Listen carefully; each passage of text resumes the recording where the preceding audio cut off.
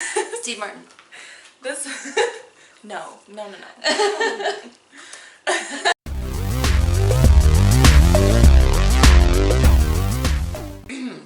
Hey, it's Sue. And Megan in the restricted section.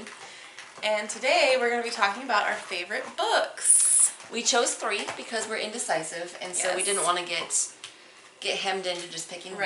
And if you ask me next week, I might pick a different 3. Yeah, samesies. So, but these are our favorites for right now. for right now, And we're drinking Bully Porter. from Boulevard Brewing Company. Which is in Saint. Oh, Is it no, Kansas it's or Kansas Saint- City. It's Kansas City. Missouri. Okay, so the first favorite I'm going to talk about is probably a little cliche. And if you could see my shirt right now, you could tell what it is. And that is Alice's Adventures in Wonderland by Lewis Carroll. I remember seeing this movie when I was a little girl, the Disney movie, and I loved it. And I had a little golden book version of this book when I was a kid that I also loved.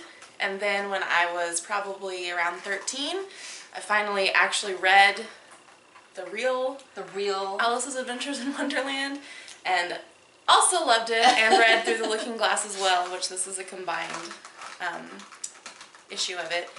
And yeah, it's such a fun, I don't think I really need to explain what it is because everybody knows the story, yeah. But it's just such a fun story. It is fun. You know, yeah. A lot of imagination and fun imagery.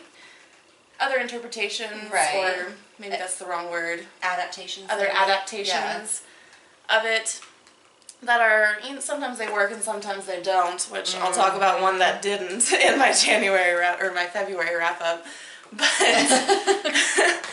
but yeah, I love everything about it. So the first one that I'm going to talk about is, and this also might seem a little bit cliche, but The Bell Jar by Sylvia Plath. I love Sylvia Plath. I really like the way that she writes. I think her life story is really interesting and tragic, and The Bell Jar kind of mirrors her life story a little bit. It talks about the main character's experience with depression and treatment for depression and kind of her descent into that illness.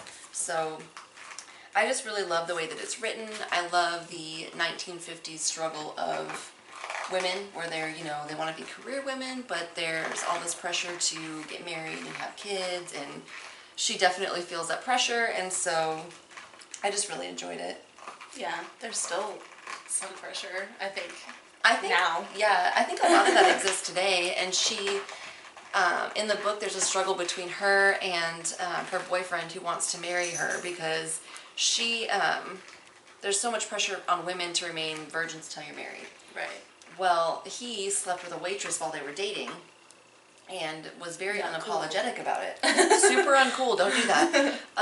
Was super unapologetic about it because essentially, you know, he's a man and he has these desires and he can't act them out with her because they're not married yet. And so, so then she kind of goes on a quest to lose her virginity because she feels like that's a double standard. And I feel like that double standard still exists a little bit today. Definitely. So I think it's still relevant. I really love the way that she wrote this book, so definitely one of my faves. All right. My next favorite is Shop Girl by Steve Martin. Yes, that's Steve Martin. The one you're thinking of. Yes. That silver fox. That sexy silver fox, Steve Martin. This book is about a woman who is in her mid-20s and she's kind of stuck in a rut. She's graduated college and she's trying to become an artist, but she's not successful yet, and she's working in a department store selling fancy, expensive gloves. And one day a much older man comes to her counter and buys some gloves from her, and then those gloves appear on her doorstep with a note asking her to dinner. And so she sort of starts to have this affair. Not exactly an affair. I mean, he's not married or anything. It's nothing like that. But he doesn't want anything serious with her. So she has this affair with this older man, and I just was blown away by how well Steve Martin wrote from the perspective of a woman. I definitely related to this character a lot at the time that I read it. And this is also made into a movie starring Steve Martin and Claire Danes. Oh. And the movie pretty much exactly follows the book, and it's also very good. I liked it a lot. But yeah, it's just kind of about her sort of discovering herself, I guess you could say. Like maybe a coming of age tale. A little bit, yeah. I mean, she's already in her mid-20s, so, you know, it's just sort of, because I think that it's pretty common for people to sort of be in a rut after college, because it's hard to get a job after college. Oh, yeah. Especially if you're an artist. I would assume it's always difficult to break into that kind of field and be successful, but yeah, just the things she goes through with her relationship with him was just so real and relatable to me. Like, I've never had a relationship with a much older man like that, but, you know, it's still, I think that it could, you know, translate to other types of relationships as well. Yeah. So, yeah, I just love this book. It's one of the few books that I've read more than once, although it is a very small book. So it's easily readable. Yeah, so you can read it in a day. But yeah, I don't often reread books, and I have reread this one at least once, maybe twice. I can't remember for sure. So my next favorite book is one that I've read very recently, and I loved it, so I figured I would talk about it. It's The Long Way to a Small Angry Planet by Becky Chambers. Our first ever video actually was us talking about that book. Yes, it was. I fell in love with that book. Good memory. So I read this book super recently, and I mean, it may change that it's, you know, I'm sure when I read more books by next month I'll have a new favorite, but I wanted to pick a book that was more recent, since more of my favorite books are classics, or you know, books that have you know, been around for a while. So, but I love the characters. I love the universe. I think she's turning that into a series, which I'm super geeked about. So I just really loved it. I felt like the character development was really rich and diverse. I loved the interactions between the characters. It was a sci-fi book, which is kind of my jam. So I really loved it. So that's probably my more modern favorite. My last favorite that I'm going to talk about is something that I mentioned in our beer book tag, and that is The Count of Monte Cristo by Alexander Dumas. I feel like this book probably doesn't really need any introduction either. Yeah, it's just a really epic tale of a man who is wrongly accused of a crime and then comes back to exact his revenge. He kicks some ass on his wrongdoers, and I don't know, I just love this story. I read it in high school, and it just, I don't know, it's just so, I love stories of justice. I've discovered about myself. So you're Batman. I love Batman. Okay, because you're Batman. I am Batman, but I love stories about justice, and yeah, he just really, people get what are coming to him in this story. It's very and satisfying. I like that. It is very satisfying. And it's just, just a awesome, epic story. It is. And I'm currently listening to it. I think it seems inaccurate to say rereading when you're listening to an audiobooks does not count as reading. So if you say don't say that, people are gonna hate us. Still awesome. Yeah. Although I'm a terrible listener, so that's why I rarely listen to audiobooks, because they just put me to sleep. Yeah. Every time. Well, it's easy to just use it as background noise. Yeah, and I tune out. Yeah. And I'm just a bad listener, really. Like, you're a bad listener. Depends on who you ask. Well, you know. I'm really good at pretending I'm listening. I mean, like, yeah, and in my head is just like a monkey playing the cymbals.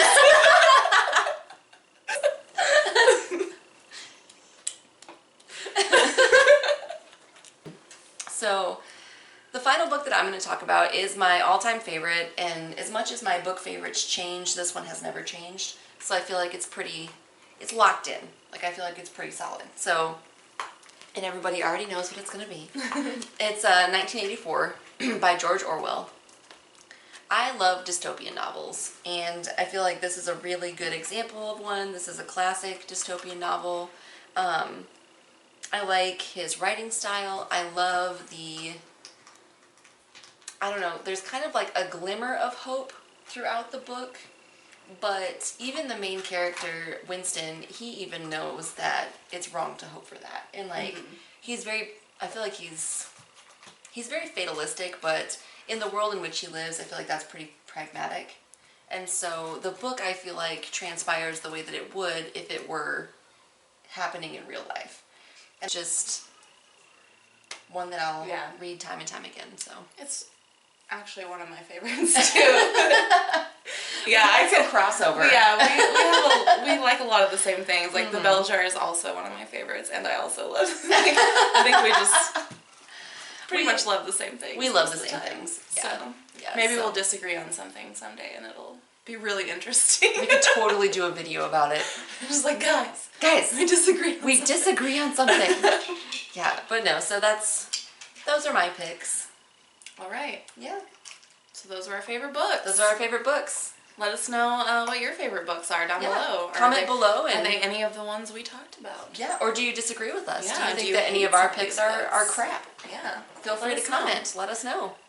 And let's talk about this beer. Let's do it. This is Bully Porter by Boulevard Brewing Company. And it's interesting. Which is a really nice way of saying that we're not overly fond of it. No, it's like a porter combined with a pale ale. Yeah, it's hoppy. It's a hoppy porter. Yeah, and it's very odd. I like pale ales and I like porters, but I don't think I like them together. It has a very bitter, but in a bad way, aftertaste. Yeah. And it gets great. better. Like the first drink was terrible. Right. But it gets a little better as you drink it. Right. But I'm not too into it. I'm not too into it either. Will not repurchase. Although I do like this dapper looking bulldog here. He's super dapper. On the front, on the label. Yeah. He's got a monocle and everything. But it makes me want to buy Murphy a monocle. Yeah, her dog would look super cute with a monocle. This guy with a monocle. Look at him. Killing it. He's super dapper. Thank you. So yeah, probably will not repurchase, but it's all right. Yeah, it was an interesting experiment. It was, but probably will not repeat us. it. No. All right, so that's gonna be it for us today. If you liked this video, please subscribe and check out our other videos. Yeah, comment below with your favorite books, your top 3, and let us know what you liked. But yeah, and we'll put some links below where you can find us on Twitter and Goodreads and Instagram. So you can stalk us properly. Yes, please do. Especially if you're Steve Martin. Do you hear us, Steve Martin? We're talking to you. And so yeah, thanks for watching. We'll see you guys later. See you later. Bye. Bye.